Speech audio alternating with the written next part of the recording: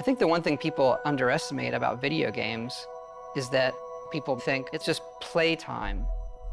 But I always say that the one thing video games can give you that nothing else in entertainment can is that feeling of pride, right? Look what I did. And even though we want to make a game that is very big and is very long, you can play for all of those years. It's all the paths you didn't take that make it special to you, that you feel like when you finish that quest, that you feel that you accomplished something that week. The people who love video games can always say, like, you know, what'd you do today? I saved the world.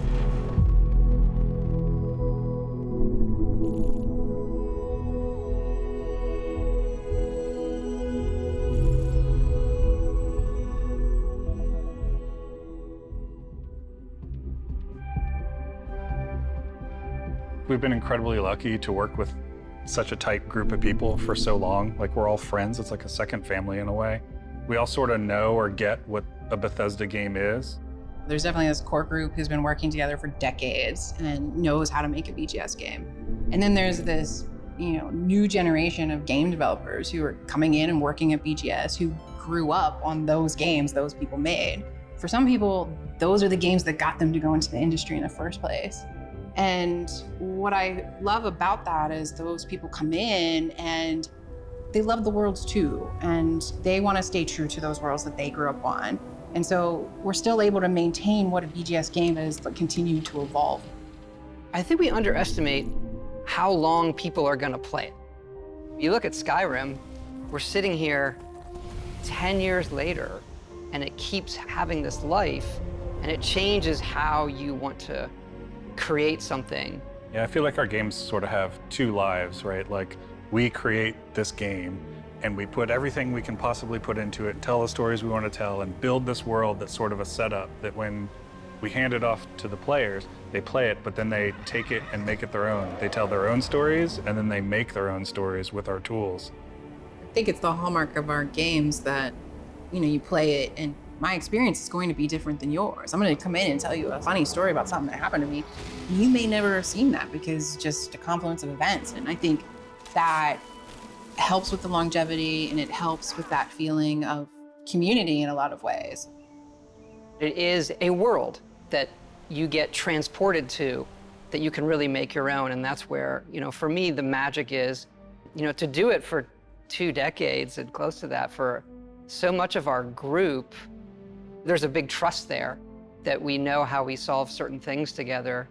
We were doing Morrowind and looking at what we might do after that and beyond that. And we had a list of what are the other types of worlds we want to go to. And obviously Fallout was at the top of the list, if we could do that, and that, magically, luckily came true for us. And right behind that was, science fiction. Going to space, I think there's a magic in just defying gravity and taking off from a planet. Like, it's extremely difficult human endeavor. Yeah, a lot of our games are about exploration, and that's sort of like, that's the ultimate exploration, is what's out there, what's past Earth, right? So it's incredibly exciting for us to work on something like that. I feel like every time we come to a game, we're starting fresh. We're saying, okay, we just did that one, that's over. How do we make it better in every way? It's got a more realistic, science-based backing to it, whereas Skyrim is sort of an epic fantasy. This is a more grounded game and a grounded setting about exploration. So I think that gives us a different take on how we make everything. So that's sort of the thing you latch onto when we're making new areas, making environments, making characters. The mechanics of the world are entirely different, but there are similarities. And I think those are things we like. Like, we like playing first person. We like having all the coffee cups.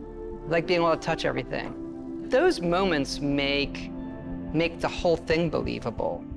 Being able to watch the sunset and nighttime come and just sit there and watch the world go by seems like it's not gameplay, but it is vital to how you feel through the rest of it. I also think that because it's based in a more realistic atmosphere, is like, you have a lot of people on our team who are super into certain things like robotics or engineering, and they can use this lifetime of knowledge they have gathered and then use it in their work. Everyone comes from, these different areas and brings stuff to the game that can make it in, and it all matters, from the rocks to the clutter to, what the spacesuits look like. It's, based on people's experience and sort of learning about how things work in the world and trying to apply it in a way that's believable for this universe.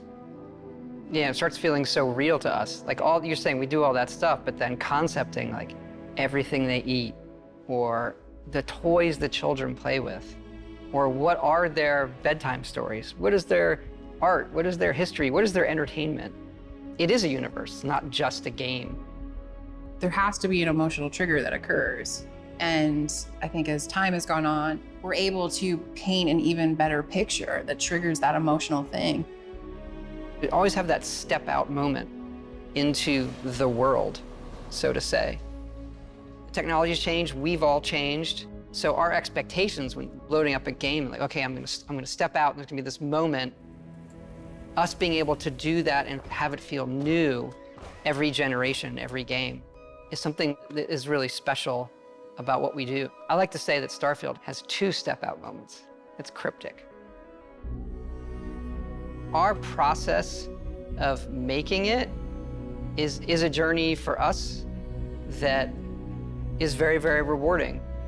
And coming to Starfield, everybody's starting over and saying, what would you want to do? What does going to space mean to you? And everybody comes back to the same one. I want to see what's out there.